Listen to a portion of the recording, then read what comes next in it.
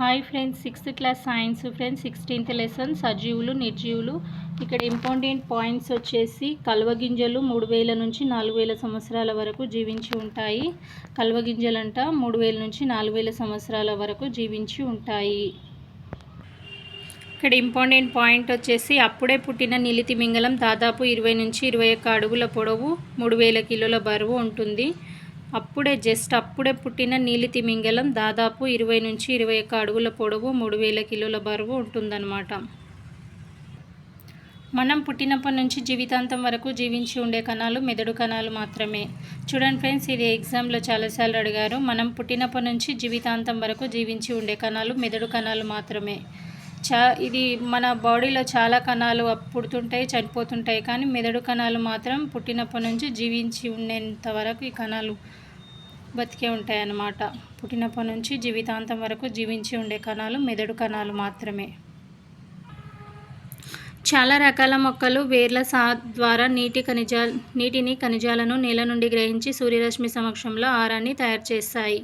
మొక్కలు ఆకులలో ఆహారం తయారు చేసుకుంటాయి. ఈ ప్రక్రియను కిరణజన్య సంయోగక్రియ అంటారు.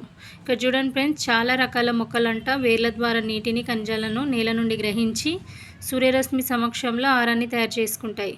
అలాగే మొక్కలు ఆకులలో ఆహారాన్ని ఆకులలో ఆహారాన్ని తయారు చేసుకుంటాయి. ఈ ప్రక్రియను కిరణజన్య సంయోగక్రియ అంటారు. ఇక్కడ మొక్కలు ఆకులలో ఆహారాన్ని తయారు చేసుకుంటాయి అనేది ఇంపార్టెంట్ పాయింట్ ఫ్రెండ్స్. ఇక్కడ టెట్ 2024లో అడిగారు ఈ క్వశ్చన్ని. మనం ఆహారం తయారు చేస్తాం, కానీ మనం తయారు చేసే విధానం, మొక్కలు తయారు చేసే విధానం ఒకటేనా? ఇక్కడ చూడండి ఫ్రెండ్స్, ఈ పారాగ్రాఫ్లో ఉన్నది ఇంపార్టెంట్. కొన్ని మొక్కలు తమ ఆహారాన్ని స్వయంగా తయారు చేసుకోలేవి. ఇవి తమ ఆహారం కోసం ఇతర మొక్కలపై ఆధారపడతాయి. ఇటువంటి మొక్కలను పరాన్న మొక్కలు అంటారు. ఎగ్జాంపుల్ వచ్చేసి కస్కుటాకు మరొక పేరు వచ్చేసి బంగారు తీగ. ఇక్కడ చూడండి, కస్కుట అనే బంగారు తీగ మొక్క తమ ఆహారాన్ని తను తయారు చేసుకోలేదంట, ఇతర మొక్కలపై ఆధారపడి ఉంటుందన్నమాట. ఇది ఒక పరాన్న మొక్క అన్నమాట కస్కుట అనేది.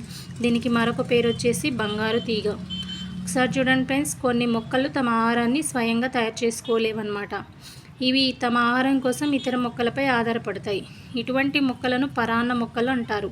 ఈ పరాన్న మొక్కకు ఎగ్జాంపుల్ వచ్చేసి కస్కుట అనే మొక్క. కస్కుటాకు మరొక పేరు వచ్చేసి బంగారు తీగ. ఇక్కడ చూడండి ఫ్రెండ్స్, మొక్కలు జీవితాంతం పెరుగుతాయి, కానీ మనలో ఆ మాదిరిగా పెరుగుదల ఉండదు. మనలో పెరుగుదల కొంత ఎత్తు వరకు, కొన్ని సంవత్సరాల వరకు మాత్రమే ఉంటుంది. అయితే మన శరీరంలోని కొన్ని భాగాలు జీవితాంతం పెరుగుతుంటాయి. ఇక్కడ చూడండి ఫ్రెండ్స్, ఇక్కడ ఏ చిన్న పాయింట్ ఉన్నా నేను చెప్తున్నాను ఫ్రెండ్స్, మీ ఇంపార్టెంట్ లేనివే వదిలేస్తున్నాను. మొక్కల్లో జీవితాంతం పెరుగుదల ఉంటుందన్నమాట. మనలో మాత్రం పెరుగుదల అలా ఉండదు. కొంత ఎత్తు వరకు పెరిగి కొన్ని సంవత్సరాల వరకు మాత్రమే ఉంటుంది. అయితే మన శరీరంలో కొన్ని భాగాలు మాత్రం జీవితాంతం పెరుగుతుంటాయి అన్నమాట. మన నోట్లో నుంచి వచ్చే దగ్గు గంటకు 96.5 కిలోమీటర్ల వేగంతో వస్తుంది. మన నోట్లో నుంచి వచ్చే దగ్గు గంటకు 96.5 కిలోమీటర్ల వేగంతో వస్తుందంట ఫ్రెండ్స్. మన నోటి నుంచి మనం దగ్గినప్పుడు వచ్చే దగ్గంట గంటకు 96.5 కిలోమీటర్ల వేగంతో వస్తుందన్నమాట. కోడిగుడ్డు తెల్లసొనాలో ఆల్బమిన్ అనే ప్రోటీన్ ఉంటుంది. కోడిగుడ్డు తెల్లసొనాలో ఆల్బమిన్ అనే ప్రోటీన్ ఉంటుంది. ఎగ్జామ్లో ఎలా అడుగుతారంటే, కోడిగుడ్డు తెల్లసొనాలో ఉండే ప్రోటీన్ ఏంటి అని అడుగుతారు. ఆల్బమిన్. మనం బాగా కష్టపడి పనిచేసినప్పుడు మన శరీరం చెమటతో తడిసిపోతుంది. చెమట ఒక వ్యర్థ పదార్థం. మన శరీరం నుండి వ్యర్థ పదార్థాలను తొలగించే విధానాన్ని విసర్జన క్రియ అంటారు. ఇక్కడ చూడండి ఫ్రెండ్స్, మనం బాగా కష్టపడి పనిచేసినప్పుడు మన శరీరంలో చెమటతో తడిసిపోతుంది అన్నమాట. చెమట అనేది ఒక వ్యర్థ పదార్థం అన్నమాట. మన శరీరం నుంచి వ్యర్థ పదార్థాలను తొలగించే విధానాన్ని విసర్జన క్రియ అంటారు. ఇది డిఎస్సి 2018 క్వశ్చన్ ఫ్రెండ్స్. ఇది ఏ క్వశ్చన్ ఏమడిగారంటే, వ్యర్థ పదార్థాలను తొలగించే విధానాన్ని ఏమంటారని అడిగారు. విసర్జన క్రియ అన్నమాట. ఇక్కడ చూడండి ఫ్రెండ్స్, జంతువులు రకరకాల వ్యర్థాలను విసర్జిస్తాయి. అందులో ముఖ్యమైనవి పేడ, మూత్రం, చెమట మొదలైనవి. మొక్కలు కూడా వ్యర్థాలను విసర్జిస్తాయి, కానీ విసర్జించే విధానం జంతువులలాగా ఉండదు, వేరుగా ఉంటుంది. మీరు ఎప్పుడైనా మొక్క కాండం మీద చిక్కటి పదార్థాన్ని చూసారా? అది వాటి విసర్జక పదార్థం.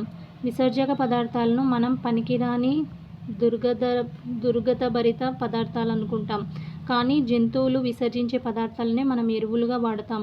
మొక్కలు స్రవించే జిగురు రెజిన్లు కూడా మనం ఉపయోగపడే పదార్థాలే.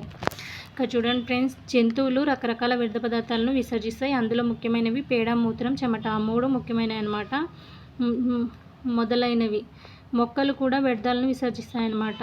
కానీ విసర్జించే విధానం జంతువులలాగా ఉండదు. జంతువులలాగా మొక్కలు విసర్జించలేవు, వేరుగా ఉంటుంది. మీరు ఎప్పుడైనా మొక్క కాండం నుండి చిక్కటి ద్రవ పదార్థాన్ని చూసారా? అంటే మనం చెట్లపైన ఉంటుంది చూడండి ఫ్రెండ్స్, జిగురులాగా, అది గోందులాగా ఉంటుంది. చిక్కటి పదార్థాన్ని చూసారా? అది వాటిని విసర్జక పదార్థం. విసర్జక పదార్థాలను మనం పనికిరాని దుర్గభరిత పదార్థాలు అనుకుంటాం. ఆ విసర్జక పదార్థాలు అవి పనికిరావు, దుర్గభరిత పదార్థాలు అనుకుంటాం. కానీ జంతువులు విసర్జించే పదార్థాలనే మనం ఎరువులుగా వాడతాం. మొక్కలు స్రవించే జిగురు రెజిన్లు కూడా మనకు ఉపయోగపడే పదార్థాలే. మొక్కలు విసర్జిస్తాయి చూడు, దాన్ని ఏమంటారంటే జిగురు రెజిన్లు అని అంటాం అన్నమాట.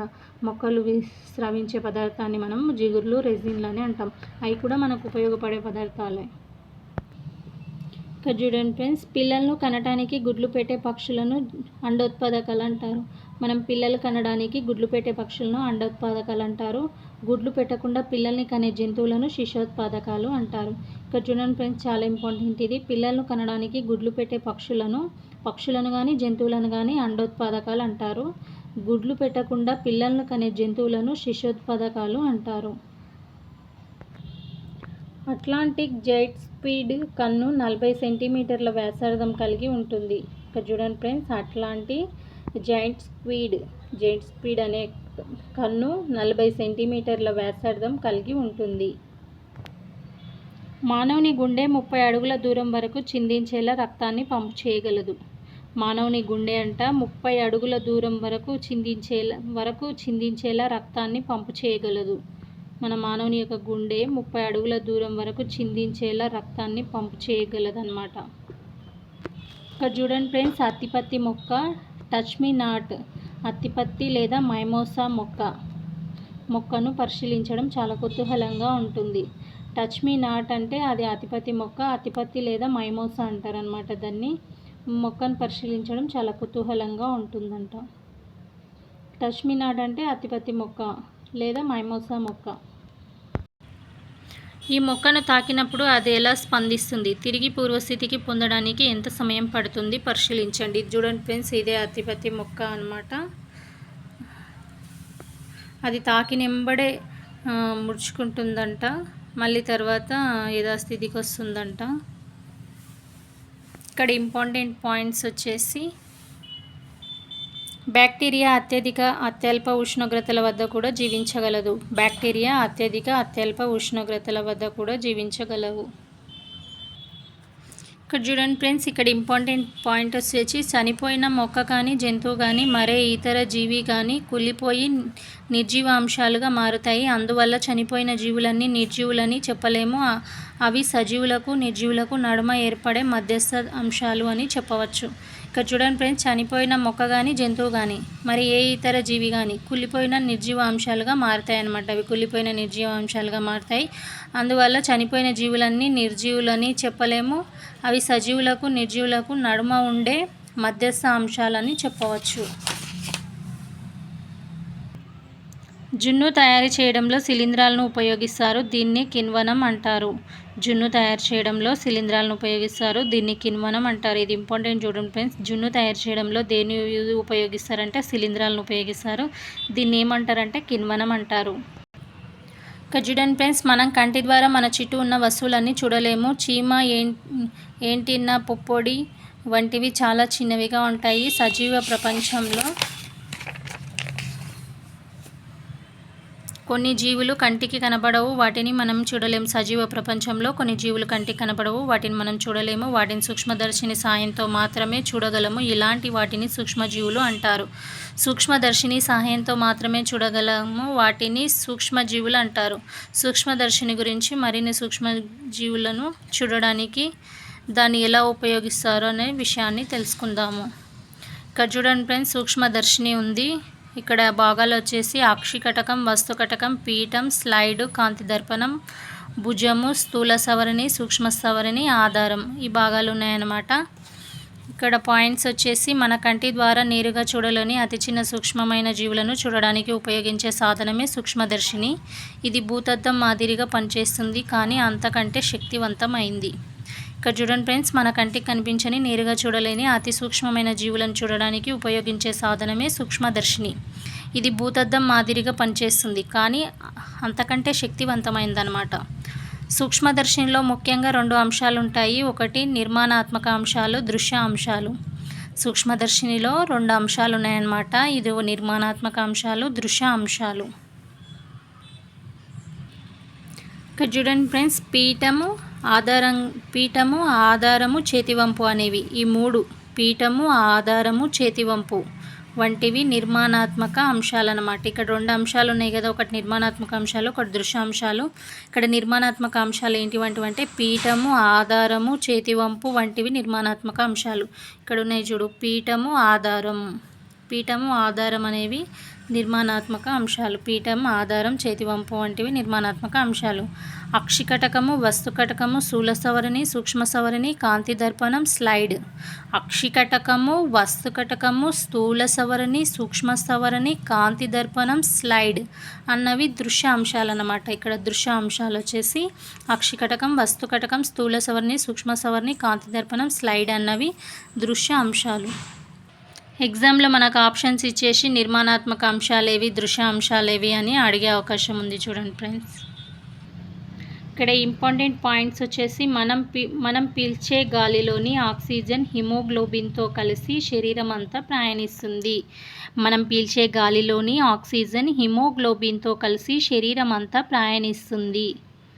మనం పీల్చే ఆక్సిజన్ గాలి అంట హిమోగ్లోబిన్తో కలిసి శరీరం అంతా ప్రయాణిస్తుందన్నమాట. ఇక్కడ ఎగ్జామ్లో అడిగే పాయింట్ ఏంటంటే, మనం పీల్చే గాలి ఆక్సిజన్ దేనితో కలిసి శరీరం అంతా ప్రయాణిస్తుంది అంటే హిమోగ్లోబిన్తో కలిసి శరీరం అంతా ప్రయాణిస్తుంది. ఇక్కడ చూడండి ఫ్రెండ్స్, ఇంపార్టెంట్ పాయింట్స్ వచ్చేసి సన్నటి దారాల వంటి నిర్మాణాలను బూజు, మోల్ట్ అంటారు. బూజు అంటే మోల్ట్ అనమాట.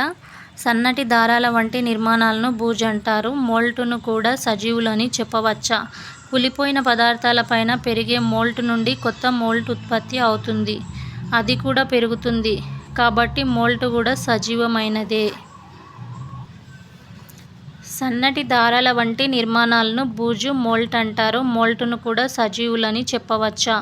కులిపోయిన పదార్థం పైన పెరిగే మోల్ట్ నుండి కొత్త మోల్ట్ ఉత్పత్తి అవుతుంది. అది కూడా పెరుగుతుంది, కాబట్టి మోల్ట్ కూడా సజీవమైందే అని అర్థం అన్నమాట. ఇక్కడ ఇంపార్టెంట్ పాయింట్స్ వచ్చేసి సూక్ష్మదర్శిలో కనబడే సూక్ష్మజీవులను బ్యాక్టీరియా అంటారు. సూక్ష్మదర్శినిలో కనబడే సూక్ష్మజీవులను బ్యాక్టీరియా అంటారు. బ్యాక్టీరియా వివిధ ఆకారాల్లో ఉంటాయి. పెరుగులో కనబడే బ్యాక్టీరియా మనకు ఉపయోగపడుతుంది. దీన్ని లాక్టోబాసిల్లస్ అంటారు. పెరుగులో కనబడే బ్యాక్టీరియా మనకు ఉపయోగపడుతుంది. దీన్ని లాక్టోబాసిల్లస్ అంటారు. ఇది పాలను పెరుగుగా మారుస్తుంది. పెరుగులో కనిపించే బ్యాక్టీరియాను మనం లాక్టోబాసిల్లస్ అంటాము. ఇది మనకు ఉపయోగపడుతుంది. ఇది పాలను పెరుగుగా మారుస్తుందన్నమాట. ఇక్కడ ఇంపార్టెంట్ పాయింట్ వచ్చేసి క్రీస్తశకం 1590లో డచ్ శాస్త్రవేత్త జకారస్ జాన్సన్ అతని తండ్రి హెన్స్ మైక్రోస్కోప్ని కనుగొన్నాడు. క్రీస్తశకం 1590లో డచ్ శాస్త్రవేత్త జకారస్ జాన్సన్ అతని తండ్రి హెన్స్ మైక్రోస్కోప్ను కనుగొన్నాడు. క్రీస్తశకం 1590లో డచ్ శాస్త్రవేత్త జకారస్ జాన్సన్ అతని తండ్రి హెన్స్ మైక్రోస్కోప్ని కనుగొన్నాడు. ఇక్కడ చూడండి ఫ్రెండ్స్, ఇంపార్టెంట్ పాయింట్స్ వచ్చేసి మనం ఏమేమి నేర్చుకున్నామో ఇక్కడ ఇంపార్టెంట్ పాయింట్స్ ఉంటాయి. మన చుట్టూ సజీవులు, నిర్జీవులు ఉన్నాయి. సజీవులు ప్రాణం పోగొట్టుకున్నప్పుడు అవి నిర్జీవులుగా మారుతాయి. సజీవులు ప్రాణం పోగొట్టుకున్నప్పుడు అవి నిర్జీవులుగా మారుతాయి. చనిపోవడం అనేది సజీవులకు, నిర్జీవులకు మధ్యస్థ దశ. ఇది చాలాసార్లు అడిగారు ఫ్రెండ్స్. చనిపోవడం అనేది సజీవులకు, నిర్జీవులకు మధ్యస్థ దశ. చనిపోయిన జీవులు కుళ్ళిపోయి నిర్జీవులుగా మారతాయి. చనిపోయిన జీవులు కుళ్ళిపోయి నిర్జీవులుగా మారతాయి. సజీవులకు పెరుగుదల,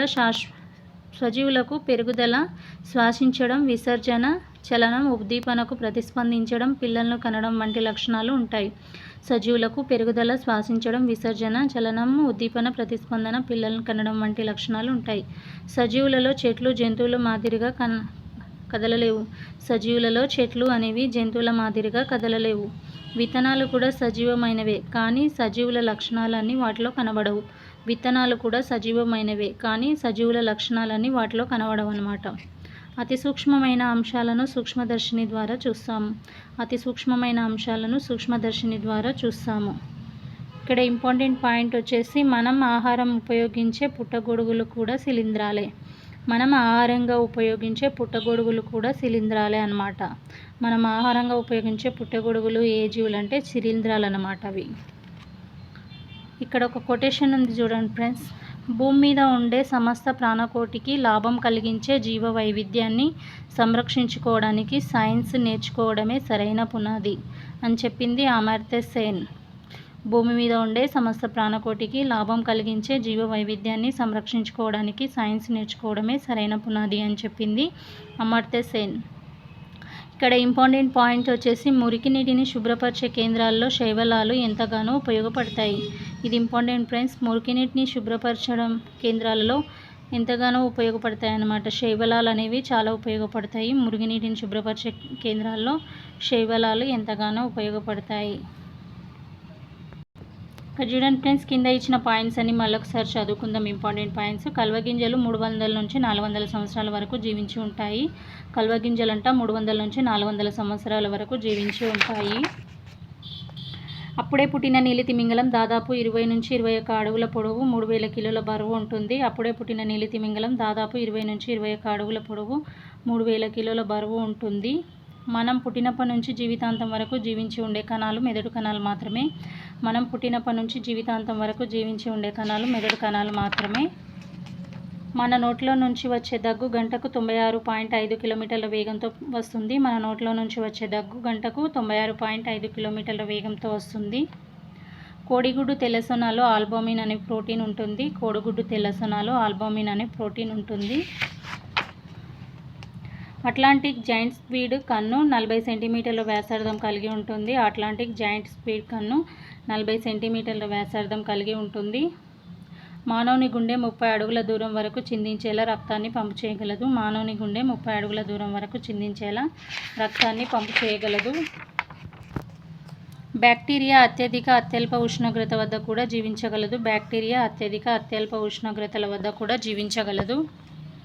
జున్ను తయారు చేయడంలో శిలీంధ్రాలను ఉపయోగిస్తారు. దీన్ని కిణ్వనం అంటారు. జున్ను తయారు చేయడంలో శిలీంధ్రాలను ఉపయోగిస్తారు. దీన్ని కిణ్వనం అంటారు. మనం పీల్చే గాలిలోని ఆక్సిజన్ హిమోగ్లోబిన్తో కలిసి శరీరం అంతా ప్రయాణిస్తుంది. మనం పీల్చే గాలిలోని ఆక్సిజన్ హిమోగ్లోబిన్తో కలిసి శరీరం అంతా ప్రయాణిస్తుంది.